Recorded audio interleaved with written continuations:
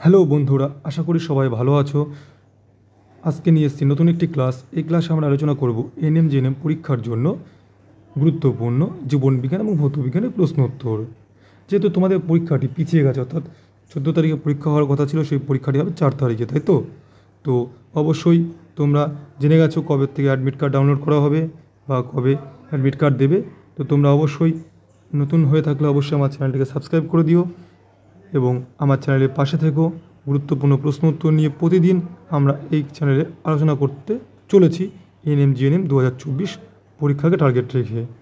তো আজকে আমরা আলোচনা করব এই ক্লাসে 20টি গুরুত্বপূর্ণ জীবনবিজ্ঞান ভৌতবিজ্ঞানের প্রশ্ন উত্তর। তোমরা ক্লাসটি শেষ পর্যন্ত দেখো। যারা নতুন বন্ধু আছো তারা অবশ্যই চ্যানেলটিকে সাবস্ক্রাইব করে দাও। আর যারা আগের ক্লাসগুলো দেখোনি অবশ্যই প্লেলিস্টে গিয়ে আগের ক্লাসগুলো দেখে নিও। এখান থেকে প্রচুর কোশ্চেন তোমার পরীক্ষায় কমন বাঁধবে। তো শুরু করছি আজকের ক্লাসটি। 1 নম্বর, ভাসানের সূত্রটি কে দিয়েছে? উত্তর আর্কিমিডিস। 2 নম্বর, রাডারের আবিষ্কর্তা কে? ওয়াটসন। 3 নম্বর, দন্ত চিকিৎসায় কোন দর্পণ ব্যবহৃত হয়? উত্তর অবতল দর্পণ। খুব ইম্পর্টেন্ট, অবতল দর্পণ। ক্লিয়ার? পরে 4 নম্বর, পাউরুটি ফোলানোর জন্য ব্যবহৃত গ্যাসটি হলো কি? Carbon dioxide. সংকেত কি? CO2। লেন্স পরিমাপের একক কি? ডায়াপ্টার। ঠিক আছে, ডায়াপ্টার। পরে জার্মান সিলভারে কোন সংকর ধাতু থাকে? তামা, দস্তা, নিকেল। কী থাকে? তামা, দস্তা, নিকেল। মানুষের শরীরের দীর্ঘতম কোষ কোনটা? স্নায়ুকোষ। মানুষের শরীরের দীর্ঘতম কোষ কোনটা? স্নায়ুকোষ। কিলোওয়াট ঘন্টা কিসের একক? কিলো ওয়াট ঘন্টা কিসের একক? উত্তর হচ্ছে শক্তির একক। 9 নম্বর, তড়িৎ আধান জমা হয় যে যন্ত্রে তাকে কি বলা হয়? তাকে ক্যাপাসিটর বলে। তড়িৎ আধান জমা হয় যে যন্ত্রে তাকে বলা হয় ক্যাপাসিটর।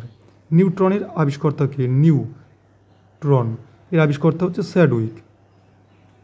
তো আমাদের মাধ্যমিকের ফার্স্ট অধ্যায়, এখানে দেখবা 3টে আছে। ইলেকট্রন আছে, ইলেকট্রন, আর আছে প্রোটন, আর আছে নিউট্রন। এখান থেকে কী প্রশ্ন পরীক্ষা আসে? ইলেকট্রনের আবিষ্কর্তাকে? উত্তর হচ্ছে জে জে থমসন। ইলেকট্রন আবিষ্কর্তাকে? J J Thomson. প্রোটন আবিষ্কর্তাকে? প্রোটন আবিষ্কর্তা হচ্ছে গোল্ড স্টেইন, গোল্ড স্টেইন। আর নিউট্রন আবিষ্কর্তাকে? স্যাডউইক। এই 3টার মধ্যে একটা পরীক্ষার কোশ্চেন আসে, ঠিক আছে?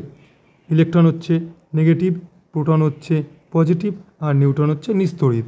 প্রোটনে আছে ওই জন্য পজিটিভ, আর ইলেকট্রনটা নেগেটিভ, আর নিউট্রনটা হচ্ছে নয়স্য আছে নিস্তড়িত, অর্থাৎ পজিটিভও না নেগেটিভও না। আবার রিপিট করছি, দেখো। ইলেকট্রনের আবিষ্কর্তা জে জে থমসন, প্রোটনের আবিষ্কর্তা গোল্ডস্টেইন, নিউট্রনের আবিষ্কর্তা স্যাডউইক। ইলেকট্রন নেগেটিভ, ইলেকট্রন কি? নেগেটিভ, আর প্রোটন কি? পজিটিভ, আর নিউট্রন কি? নিস্তড়িত। ক্লিয়ার? পরে 11 দাগে, দুধ থেকে দই এ পরিণত হওয়া ব্যাকটেরিয়ার নাম কি? ল্যাক্টোব্যাসিলাস।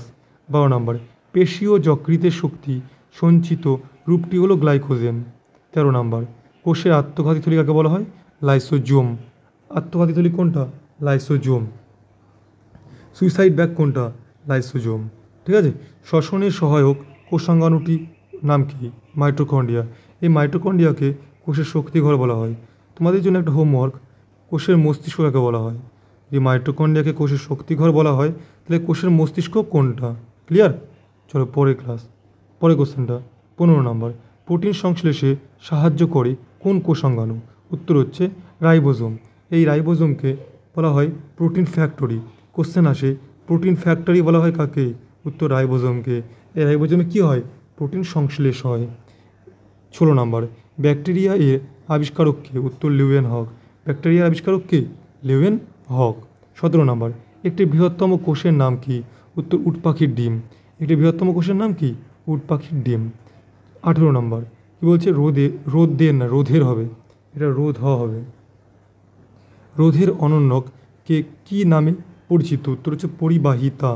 সূর্য শক্তির প্রধান উৎস কি? নিউক্লিয় সংযোজন। সূর্য শক্তির প্রধান উৎস কি? নিউক্লিয় সংযোজন। টাংস্টেন এই রাসায়নিক চিহ্ন কি? ডাব্লু।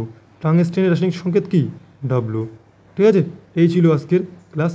এর গুরুত্বপূর্ণ 20টি প্রশ্ন উত্তর যদি ক্লাসটি ভালো লেগে থাকে অবশ্যই লাইক করে দিও এবং বন্ধুদের মাঝখানে শেয়ার করে দিও। যারা নতুন বন্ধু হয়ে আছে অবশ্যই চ্যানেলটিকে সাবস্ক্রাইব করে দিও। দেখা হবে পরের ক্লাসে। সবাই ভালো থেকো, সুস্থ থেকো। জয় হিন্দ, জয় ভারত।